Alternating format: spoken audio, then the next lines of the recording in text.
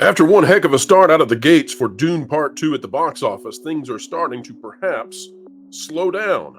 And some folks are beginning to wonder why. Why is Dune Part 2 not performing the way that we may have hoped at first? Well, we've got an answer for that because folks out there are beginning to lay the blame. And would you believe us if we say the blame is being laid at the feet of Zendaya?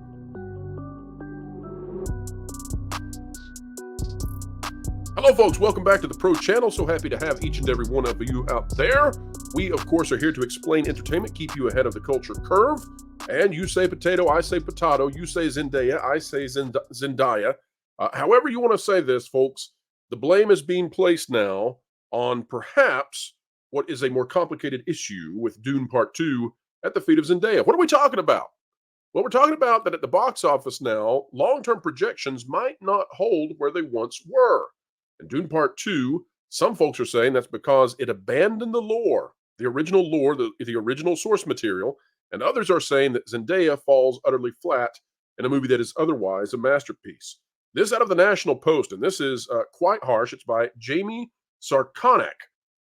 Jamie Sarkonak says, blame Dune's loveless romance on performative gender politics. Visually stunning masterpieces made hollow by the perfectly independent, strong female lead at its core. Notice, folks, that I suppose to avoid unnecessary controversy, the National Post is not saying it's Zendaya or Zendaya. It's saying the strong female lead. Well, who is the strong female lead? Zendaya. As Chani. Between its inhospitable wilds, bloodthirsty legions, cryptic court drama, and the threat of nuclear war, Dune Part 2 has nearly every element of a sci-fi epic. But despite the breathtaking visuals, the epic fell victim to the 21st century aversion to love. The film itself is still a masterpiece, don't worry.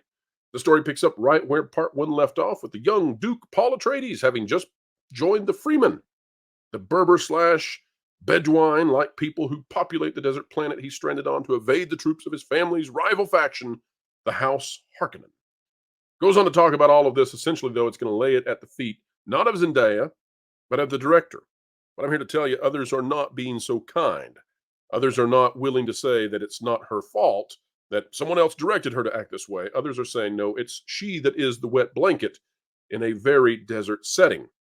And I have to say that out of all of the actors that were a part of the film, and I don't mean any disrespect to her, but clearly when you have all of these actors putting on these different languages and speaking the different language and having these accents, and you feel that they're immersed in this faux culture they've created, and then there's Zendaya,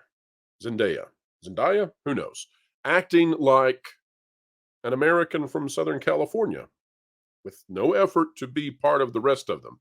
She's just Zendaya. Well, that's a real problem.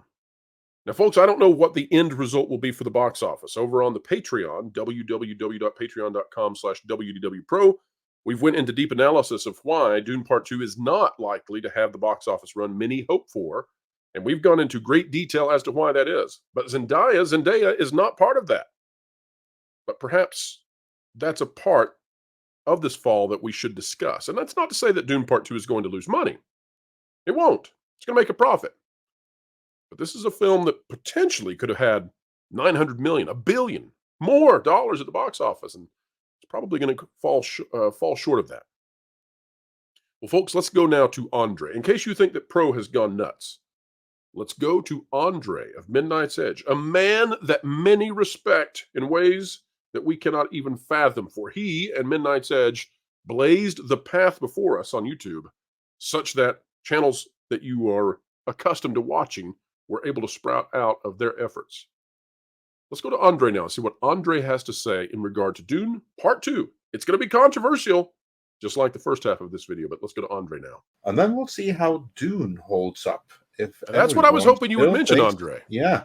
If everyone still thinks it's the best movie ever, or if more and more will gradually come over to my point of view that, that's what I wondered.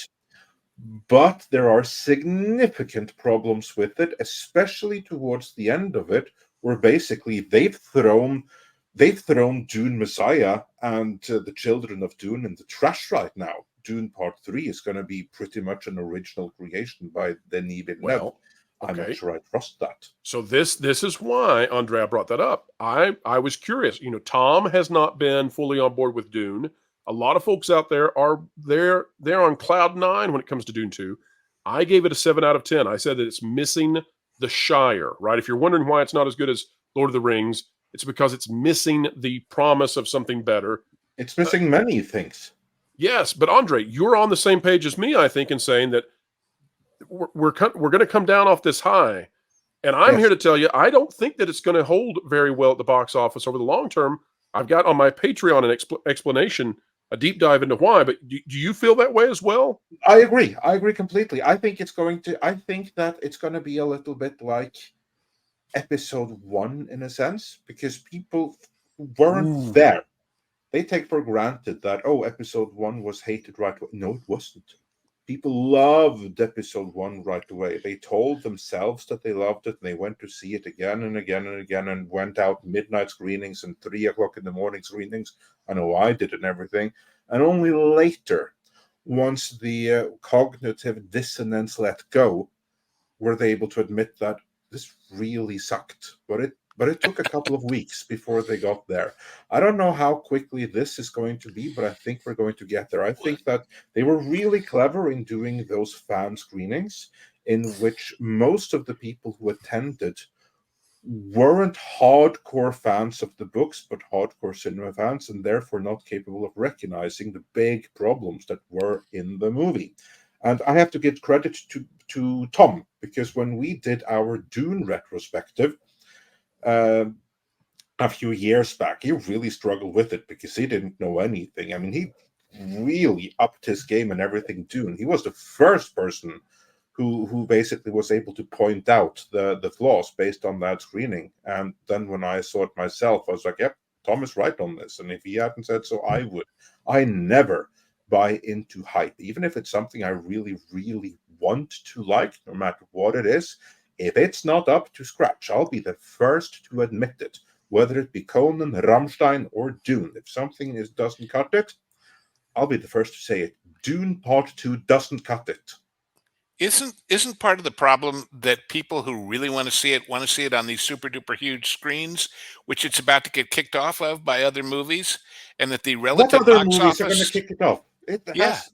There's no other movies to come to kick it off. The next big movie coming is Ghostbusters yeah. 2, and that's going to get trumped by Lizard versus Ape movie, which I don't care about. But it's going to get steamrolled in between Dune and that other thing, But probably. my It's understanding going to is have that the the box office is much less in the regular theaters compared to the big ones. So I don't yeah, know. and that's also really clever, and that may be the case. And you know what? I agree, because I saw Dune. I did not have the option of seeing it in a big IMAX screen. I saw the first one in a big IMAX screen, and I was blown away by the visual experience.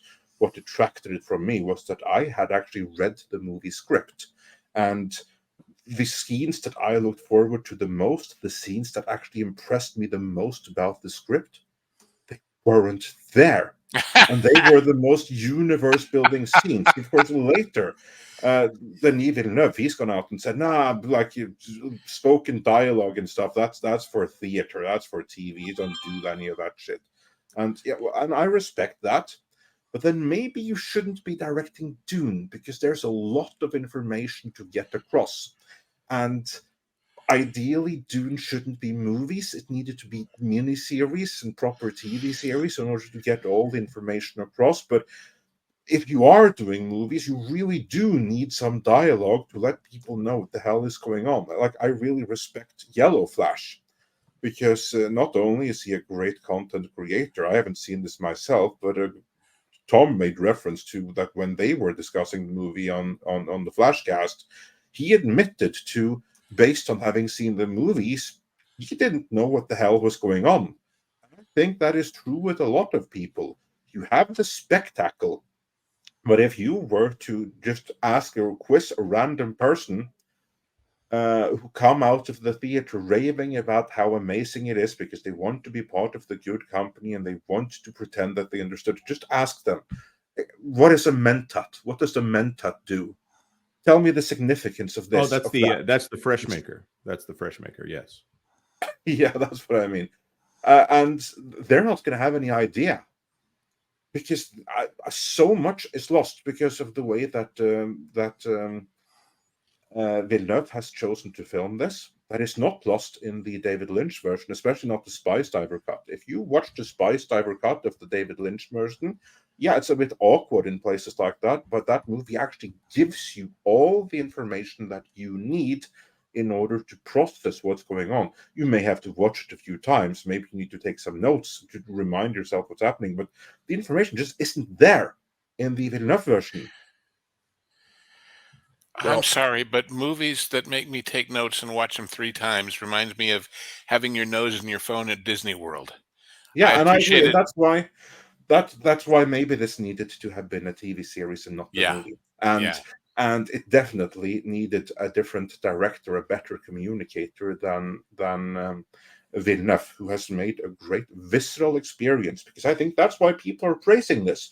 Because when you watch this movie on a sufficiently big screen, you get a physical, visceral experience, and yes. that is what I think is what people are reacting to.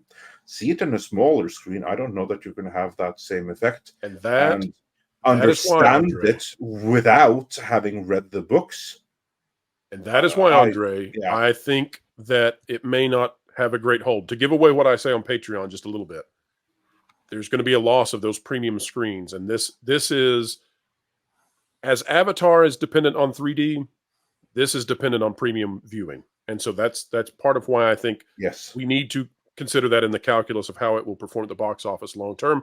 But Andre, selfishly, I must say, I covet the chance to listen in on Midnight's Edge tomorrow and hear your panel discuss this. I think We this is actually one of the did. most I'll fascinating things. check out the Midnight Sedge live archives because I will be clipping the discussion that we had with Paul Chatto and Film Threat, and that was a magnificent discussion on the shortcomings of Dune Part 2. I So, will because the have to go best watch it. part of our live of shows will are available on Midnight Sedge live archives. Now there are some gaps there because I don't always have time to do the clips, or sometimes I do dumps. I dump like 10 clips in a day, and then it might be like a week and a half with no clips or something. But I will clip the magnificent discussion that we had yesterday, which I feel was one of the most informed and thorough analysis of the problems of Dune Part 2 that certainly I've come across. I've watched a few, and I think that many of them, they are either too advanced because they go to a level where most people just fall out, or you kind of miss the problems entirely. Whereas we were really focused in on this is the problem here, and this movie isn't worth the price it's getting. Well, it is one of the most contentious things that is in discussion in our community as to what this movie is, how good is it, how will it perform, and I'm sure further analysis will be happening. Andre, I want to thank you for coming by and being a part of the show today.